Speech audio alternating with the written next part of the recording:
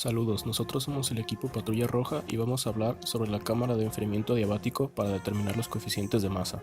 Los integrantes somos Gómez Carlos Jonathan Daniel, Nogales Campos Branco Eduardo y su servidor Romero Cruz Carlos Fernando, nuestro profesor Martínez Gómez Álvaro de Jesús.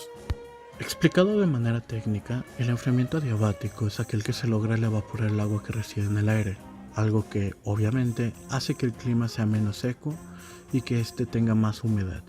En la actualidad, en ambientes industriales se tiende mucho al desarrollo de sistemas eficientes que consiguen buenos resultados con un ahorro energético y por tanto un ahorro económico. Ese es el caso del enfriamiento adiabático, el cual ha tenido un auge en estos últimos años. Los fabricantes nos ofrecen soluciones mediante este sistema, tanto para instalaciones industriales como para aplicaciones de climatización en edificios.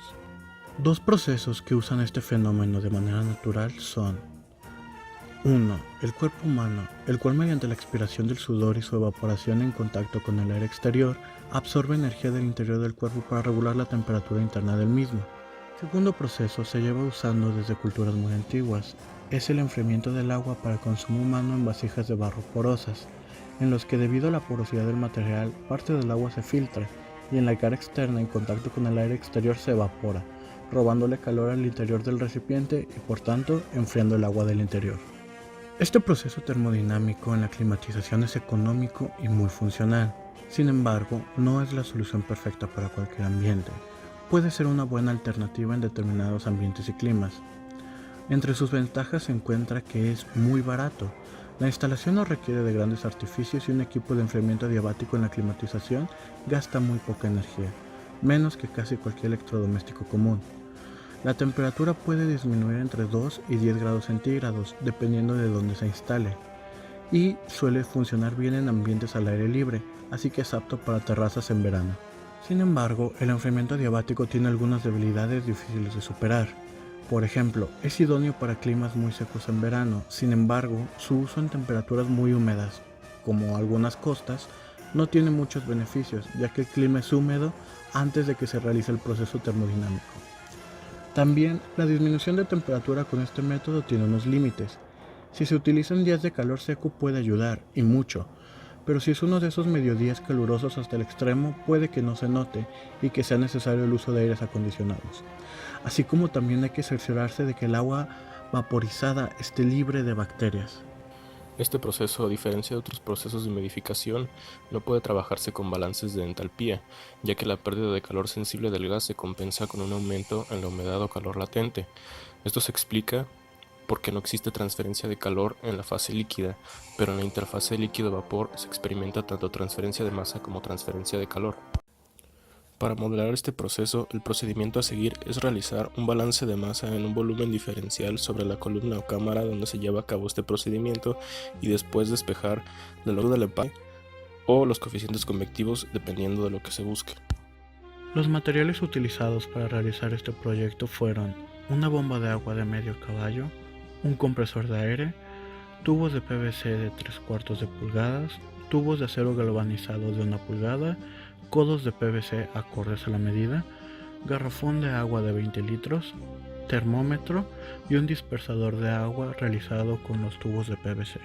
Como se puede notar en el diagrama, es muy simple, solamente se necesita una bomba que esté recirculando el agua dentro del garrafón y un compresor para que esté lanzando aire. Al final tiene una salida para que podamos tomar el gradiente de temperatura. Antes de comenzar es importante tener las condiciones ambientales. Esto para favorecer el uso de la carga psicométrica y así poder determinar los datos que existen alrededor del sistema y dentro del sistema. Es importante para el equipo tener un constante flujo de agua y que no le entre aire a la bomba, si no esta se apagará y se perderá el estacionario con el que se encuentra. También es importante mantener a presión constante el compresor para que así no baje su flujo y tener los cálculos más adecuados. Es importante para el equipo tener un constante flujo de agua y que no le entre aire a la bomba, si no esta se apagará y se perderá el estacionario con el que se encuentra. También es importante mantener a presión constante el compresor para que así no baje su flujo y tener los cálculos más adecuados. A continuación se presentan los datos obtenidos por la experimentación. Las mediciones del flujo de agua y de aire. El flujo de agua está dado por las especificaciones de uso de la bomba. Se verificó empíricamente usando un balde y un cronómetro. El flujo de aire proporcionado por el compresor se midió usando un recipiente lleno de agua volteado boca abajo sobre otro recipiente más grande lleno de agua. La manguera del compresor se puso por debajo del recipiente más chico y se liberó la válvula con un ángulo conocido en el compresor, dejando que el aire desplazara el agua y midiendo el tiempo que duró el proceso. Primero se realiza el cálculo de altura del empaque si la fuerza impulsora es la humedad, calculando la altura de unidades de transferencia de la humedad del gas y el número de unidades de transferencia de la humedad del gas. El segundo cálculo se realiza utilizando la temperatura del gas como fuerza impulsora, calculando la altura de unidades de transferencia de la temperatura del gas y el número de unidades de transferencia de la temperatura del gas. Por último, se calcula la relación de altura de unidades de transferencia de la temperatura del gas con respecto a la altura de unidades de transferencia de la humedad del gas para comprobar si los flujos máxicos de ambas fases son elevados. Durante el experimento se puede observar que efectivamente la temperatura del agua y la temperatura del bulbo húmedo del aire eran iguales, por lo que el criterio de temperatura diabática es correcto. Además, el agua al ser dispersada en pequeñas gotas, la transferencia de masa se facilitó en el sistema, por lo cual el coeficiente convectivo es razonable entre los datos. De la relación de altura de unidades de transferencia de la humedad del gas con respecto a la altura de unidades de transferencia de la temperatura del gas, vemos que la relación es mayor a 1, por lo que se comprueba que los flujos no son muy elevados. Esto también indica que las áreas interfaciales por unidad de volumen del empaque tampoco son iguales y que la resistencia que gobierna es la de transferencia de calor. A pesar de que el agua se recirculaba, la temperatura fue constante. Esta no alcanzó la temperatura de saturación adiabática, además de que el aire no salió 100% saturado, pero hubo un enfriamiento significativo.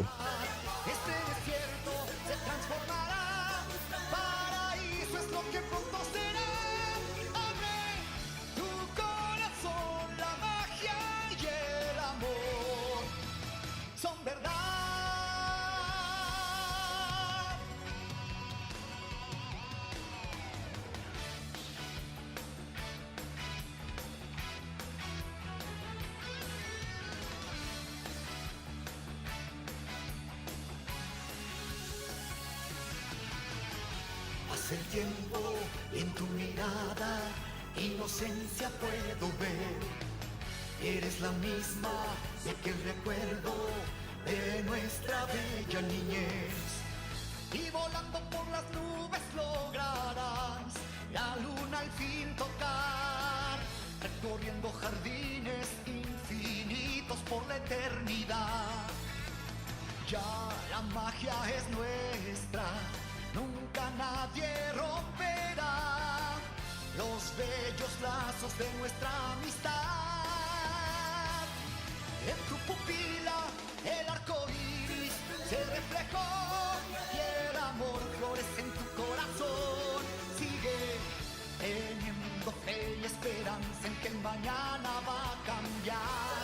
Ese desierto se transformará, paraíso es el que pronto será.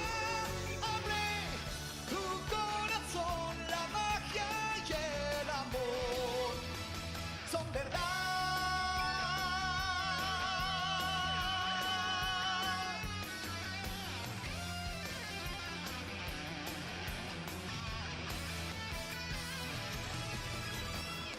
La esperanza renacerá, el mañana grandes dichas traerá.